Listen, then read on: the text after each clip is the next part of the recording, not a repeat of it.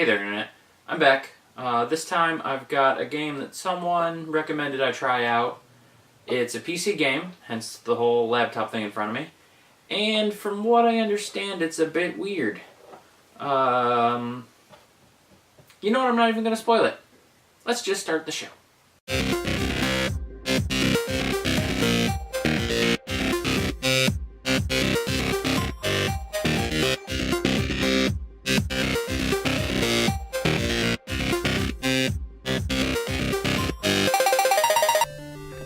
Oh look! A sword. Alrighty, so the game is called the U Testament. From what I understand, you play as one of Jesus' disciples, or alongside them, or something. I don't know. For those of you not familiar, Jesus is the Son of God and performed miracles and gained disciples, which helped spread his message throughout the world. Yeah. I really don't know how else to explain what's going on here, so we're just gonna see what happens. It's gonna be a thing. Get it? It's like a play on the New Testament, but it's you.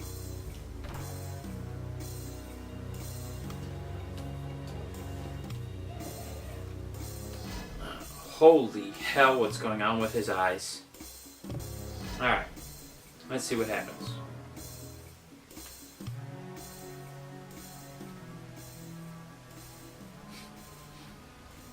Holy crap, it's me, I think. My eyes are still all kinds of fucked up. Do I get to use the gamepad on this? I do. Oh, I can punch people. And run. And walk. Pick shit up. What's that? Picked it up. I think it's bread. You're a person. Can I... Whoa! Dick. Give me back my bread. The hell do you think you are?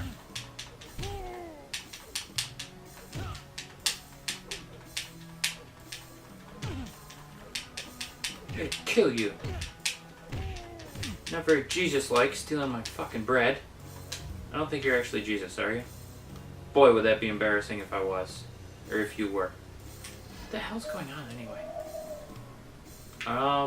Nope, not what I wanted to do. Okay, there doesn't appear to be any sort of menu. Oh shit, yeah.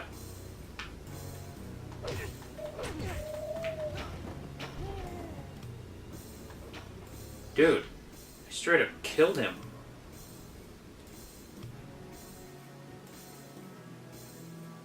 Removing weapons? That's not cool. Alright, well, I have no idea what's happening right now. I don't know how to talk to people. I don't know any of the controls at all. Hi, fella. I think I just touched your face.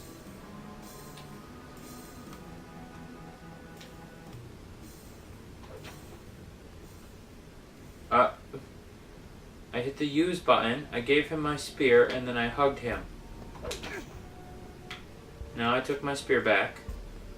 Alright. Okay, stop hugging people. What the hell was that? You dick.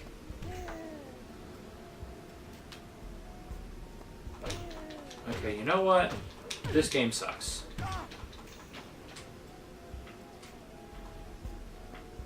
Now I'm wanted. Now I punched a girl. I don't know what's happening! Ooh.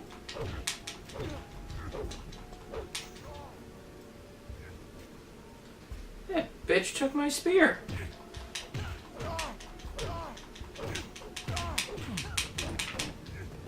Ooh, they turned on you, bitch. What? Alright, I'm just gonna stop myself there because this is terrible. The walking controls are very slow and laggy. You have no control over the camera, so you just have to hope it's pointing at whatever the hell you're trying to look at. There's no like help menu or guide or anything to tell you what the controls might be. So I don't know if you can talk or communicate with people on here, but most of the buttons either hug or attack them. As you saw, the graphics are utter crap. The music, I was focusing on not trying to kill Jesus or whatever, but it wasn't terrible, but not really memorable. Yeah, so from the 3 minutes of gameplay that I just experienced, this is shit.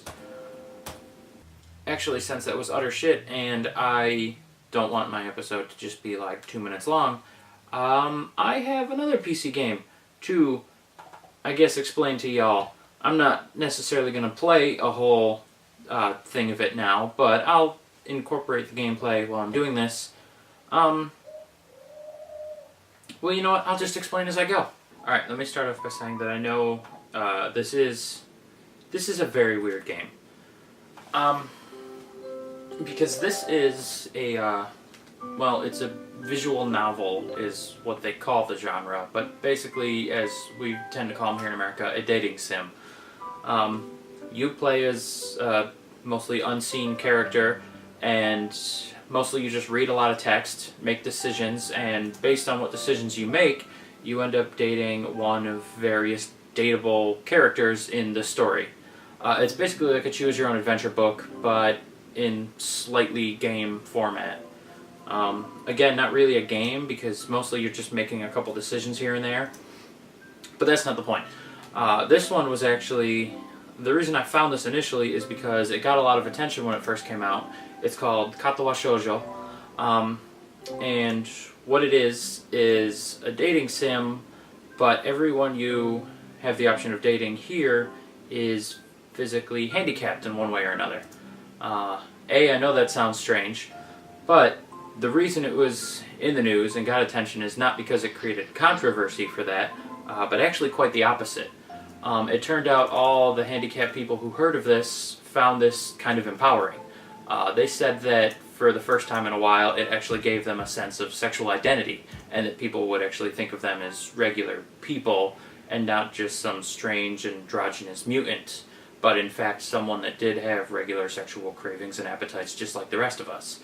So it was kind of a big deal at the time. Everyone was talking about it for a while.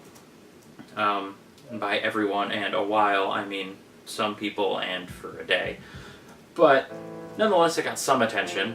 That's how I came across it. I had to download it, play it, and while I'm not necessarily a veteran of the dating sim genre by any means, I even think the P4 games are a bit too wordy for my liking. It's not a terrible game thing.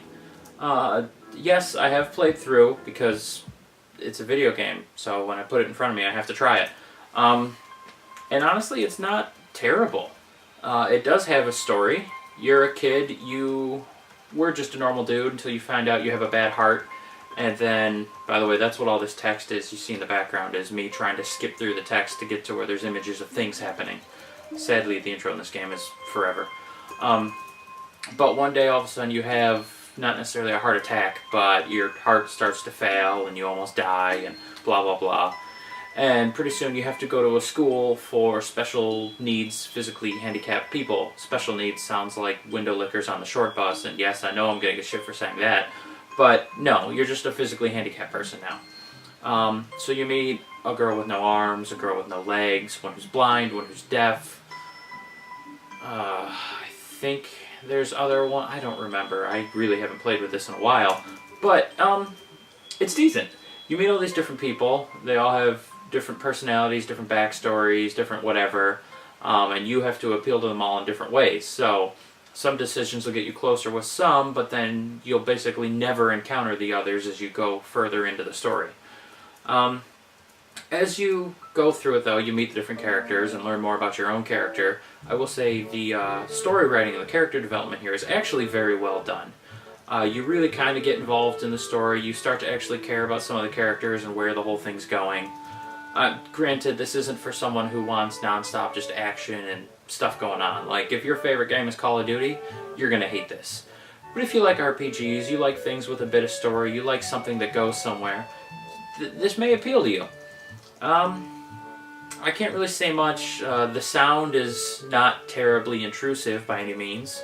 It's not as memorable as like Bloody Tears or the Dragon Warrior soundtrack or Shadowgate that I talked about last week. But I don't know. I'm not even paying attention anymore. What was I even saying? Fuck, I can't do two things at once. Okay, I'm sorry. Anyway, the sound here is not terrible. Oh, that's the other chick. The one she's like got burn scars or something. Okay, so the sound of the game is not bad at all. The graphics, I mean, it's mostly still images. There's not any real video here. At most, you'll get a sprite overlaid on a still image. But it's not terrible. It looks good enough. There's stuff going on, and obviously the main focus is not necessarily the graphics or the sound, but obviously the story. And that really is where this shines. Like I said, the story was written very good. A lot of the stories, no matter which route you go on, kind of intertwine, and you'll see similar things happening if you play through multiple times to try and date the different characters. You'll notice some events overlapping. So it's kind of cool how they tied it all in. You could tell a lot of effort actually went into it. It wasn't a rushed thing. And like I said, the obviously good thing about the game is not just that a game was created, but it did give a sense of sexual identity and empowerment to these people that wouldn't otherwise have it. So that was, I don't know if that was even their intention or just a really cool coincidence, but a lot of people liked that, and it is a good thing. So I guess I could recommend the game. Definitely not for kids, because there is inappropriate images. I mean, they call it a dating sim, but you're having sex with handicapped people. So, you know, there are definitely inappropriate things in the thing. But I'd say check it out if you're an adult. It's a good story. It does make you think slightly about how it would be like to be that physically handicapped person. It'll probably make you want to learn sign language. Yeah, I know this whole episode is a giant mess. I don't know. I'm sorry. You know what? Let me stop dicking around with weird game things, and why don't I just give someone a free video game? But after the credits.